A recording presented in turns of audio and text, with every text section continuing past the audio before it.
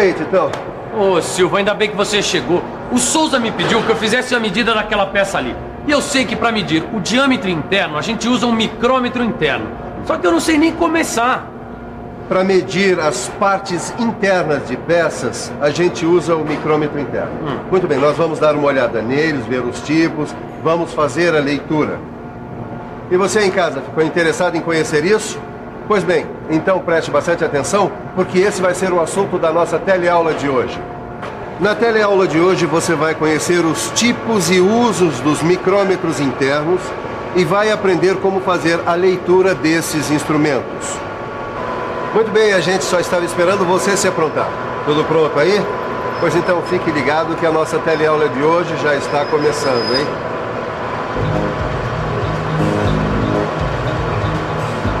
Você tem uma ideia de como medir o diâmetro interno deste copo? Nem imagino. Nenhuma. Não. Que instrumento você inventaria para medir a circunferência de dentro do copo? Uma bebida, cerveja. Sinceramente, não sei. Não tenho a mínima ideia, eu não faço a mínima ideia. Medir diâmetro interno já foi um grande desafio para o homem. Imagine então se for necessária exatidão. Aí são necessários alguns instrumentos. Você conhece o micrômetro interno de 3 contatos? Eu já tinha visto esse micrômetro aqui em outras empresas. Esse daqui é o micrômetro de 3 contatos, não é? É esse mesmo. Eles deviam estar fazendo medições de superfícies cilíndricas internas. Mas vale a pena a gente ir mais fundo e conhecer os vários tipos de micrômetros internos. O que a gente está esperando? Vamos lá, então. Existem 2 tipos de micrômetros internos. Micrômetros internos de 3 contatos e micrômetro interno de 2 contatos. O micrômetro interno de 3 contatos, ele pode ter pontas fixas, como estas aqui, ou pontas intercambiáveis, que podem ser trocadas de acordo com o que se quer medir. E o micrômetro de 2 contatos pode ser do tipo tubular ou tipo paquímetro. Olha aqui, Caio. Esse aqui é o micrômetro interno de 3 contatos. A gente só usa esse tipo de micrômetro em peças como essa aqui, com superfícies cilíndricas internas. Esse tipo de micrômetro, ele dá uma leitura rápida, direta e exata. Peraí, deixa eu ver se eu entendi. Eu vou girando aqui e as 3 pontas vão se abrindo até encostarem na superfície da peça. Aí eu faço a leitura. Agora, como é que ele funciona, isso eu não sei. É que as 3 pontas, elas vão se abrindo, mantendo um ângulo entre si de 120 graus, formando um triângulo com os 3 lados iguais. Esse tipo de micrômetro, a gente diz que ele é autocentrante, porque ele se posiciona sozinho no centro do furo. Daí as pessoas que bolaram esse micrômetro fizeram uma relação entre o quanto as pontas se abrem e qual o tamanho do diâmetro interno, que é o valor que a gente lê. Ô Silva, eu tô com esse monte de peças aqui, todas com superfície cilíndrica interna. E eu tô com esse micrômetro aqui, ó, o de 3 pontas de contato. Só que eu não consigo medir nada. Titão, em muitos casos, o princípio da medição pode ser o mesmo. Só vai ter que haver uma adaptação na ponta do micrômetro, em função das características das peças, entendeu? Então como é que a gente resolve isso? Em alguns micrômetros a gente pode trocar a ponta. São os chamados micrômetros internos de 3 contatos com pontas intercambiáveis, como esse aqui.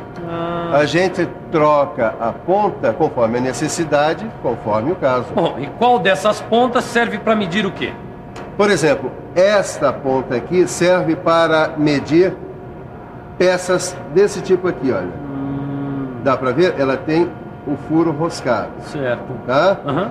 Estas outras pontas aqui já foram adaptadas para medir peças como essa aqui, que tem um canal sem saída, tá vendo? Aqui dentro. E assim a gente pode contar com vários tipos de ponta na hora da medição. Como é bem bolado isso, hein, Silva? Mas como é que eu faço a leitura nesse micrômetro? Muito bem, vamos lá. Vamos ver como é que se faz a leitura de um micrômetro de 3 contatos. Você lembra como a gente calculou a resolução do micrômetro externo? Resolução você lembra, né, Gregório? É a medida que corresponde ao menor deslocamento do fuso. Bom, eu lembro mais ou menos. Eu lembro que a gente pegava o passo da rosca e dividia em partes menores iguais. O tambor, a gente pegava o passo do fuso micrométrico e dividia esse valor pelo número de divisões do tambor. Nesse caso aqui, o passo do fuso é igual a 0,5 milímetros e o número de divisões do tambor é igual a 100. 5 décimos de milímetro dividido por 100 igual a 5 milésimos de milímetro. Então, na bainha, eu leio os milímetros e os meio milímetros. E no tambor, eu leio os décimos, os centésimos e os milésimos de milímetro. Levando em consideração que a resolução desse micrômetro é de 5 milésimos de milímetro, a gente pode medir até essa resolução. Bom, a prosa tá boa, mas chega de papo e vamos praticar. Bom, Caio, a leitura é bastante parecida com a do micrômetro externo. Só que a escala da bainha está no sentido contrário aqui, Sofia. Bem observado, Caio. Vamos fazer agora a leitura dessa peça aqui. Tá legal. Eu ajusto o micrômetro e faço a leitura. Na bainha, eu tenho 36 milímetros e 5 décimos. E no tambor, eu tenho 245 milésimos de milímetro.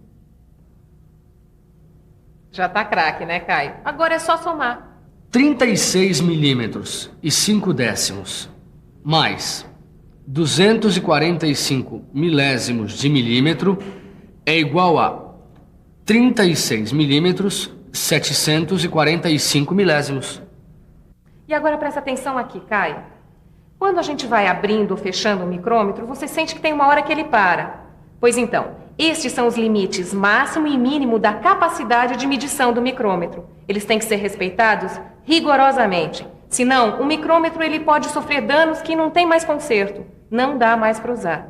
E não é só na mecânica, não. Às vezes a gente comete erros por não saber ou não ter informações que não tem como remediar. Que tipo de erro que você já cometeu e que depois não teve mais remédio? Erro. Casar. Sair do emprego. A traição. Perder tudo que eu tinha feito e atrasou todo o serviço, não teve remédio. Tive que começar tudo de novo e se desculpando com a chefia, né? Até hoje eu tô me desculpando com ela. Às vezes, ficar mais atento é o melhor remédio para não se arrepender depois.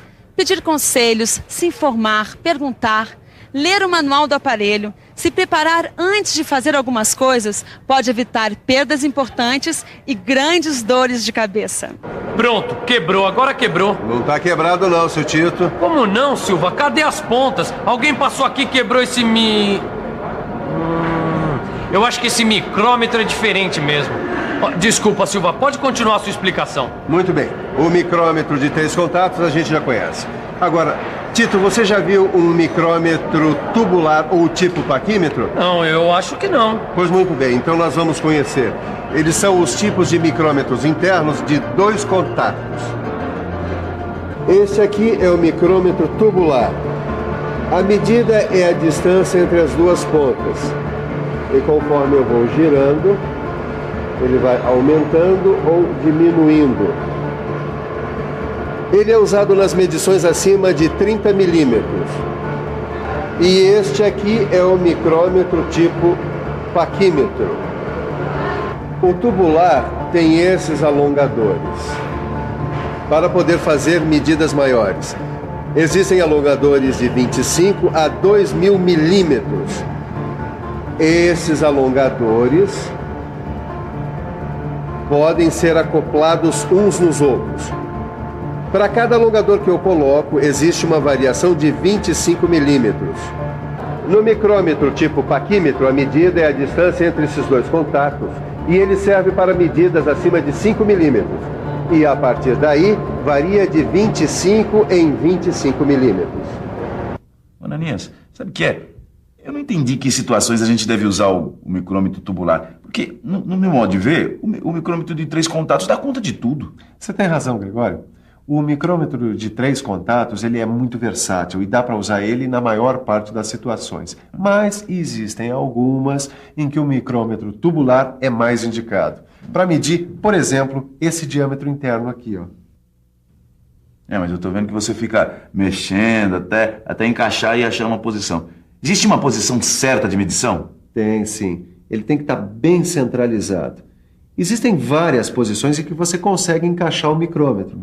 Só que cada uma delas vai te dar uma medida diferente. E aí como é que fica?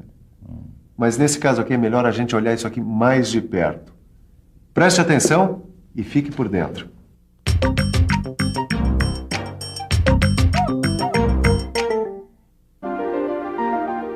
Existem uma porção de posições erradas nas quais o micrômetro pode ser encaixado, cada uma dando uma medida diferente. A posição correta é a que acompanha o eixo central da peça medida. A observação atenta é suficiente para colocar o micrômetro na posição correta.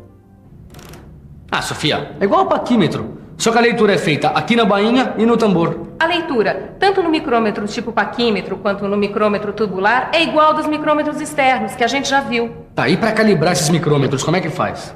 Lembra que os micrômetros externos de capacidades maiores, a gente calibra usando barras padrão? Nos micrômetros internos, a gente usa algo parecido. São os anéis de referência. Eles já têm uma medida previamente conhecida e correta. A gente faz a medida neles e vê se o instrumento está calibrado. Olha aqui. Este tem 15 milímetros e 999 milésimos. Este tem 35 milímetros e 4 milésimos. Oi, por favor. O que você está fazendo com esse micrômetro? Estou medindo a profundidade desse rebaixo. Em que o micrômetro é fundamental aqui nesta indústria? Com ele consigo maior exatidão. O micrômetro nessa indústria é fundamental para medir todas as peças que necessitam precisão superior ao paquímetro. Ele é fundamental no meu trabalho, eu utilizo eles para medir o diâmetro interno das peças. Bom, deu 32 milímetros e 145 milésimos. Tá dentro da tolerância permitida. Muito bem, Tito. Como é que é? Foi muito difícil aprender a usar o micrômetro interno? Olha, não foi não, viu, Silva? Também depois do que eu pelejei para aprender a mexer no micrômetro externo, o interno, eu tirei de letra. Enquanto o nosso amigo aqui tira de letra, que tal a gente dar uma boa olhada no que foi visto, no que nós aprendemos hoje? Chegou a hora da revisão. E atenção, se liga aí que é hora da revisão. Na teleaula de hoje, você aprendeu que os micrômetros internos servem para a medição de partes internas das peças. Conheceu ainda os micrômetros internos de 3 contatos com pontas intercambiáveis e os micrômetros internos de 2 contatos, tubular e do tipo paquímetro. Finalmente viu como se faz a leitura nestes micrômetros e como a calibração é feita através de anéis de referência. E aí, Gregório, deu para ter uma boa noção dos micrômetros? Se deu. Aliás, Ananias, eu não sei como te agradecer. Eu fico lá parado na administração, isolado, vou agora descer mais para a linha. É isso mesmo, chegou a hora de ensinar o teu pessoal e de praticar bastante. Não, eu já estou até esquematizando um jeito disso. Você sabe que eu tive pensando, você podia passar lá de vez em quando para fazer uma supervisão e ver se eu estou fazendo tudo certo. Do meu lado, pode ficar tranquilo que eu vou continuar praticando. É isso aí. E você também pode praticar no seu livro de estudos resolvendo os exercícios. As respostas estão no final do livro, na chave de respostas. Bom, hoje a gente encerrou uma série de aulas sobre o micrômetro. Na próxima teleaula, nós vamos estudar os blocos padrão. Bons estudos! Tchau! Tchau!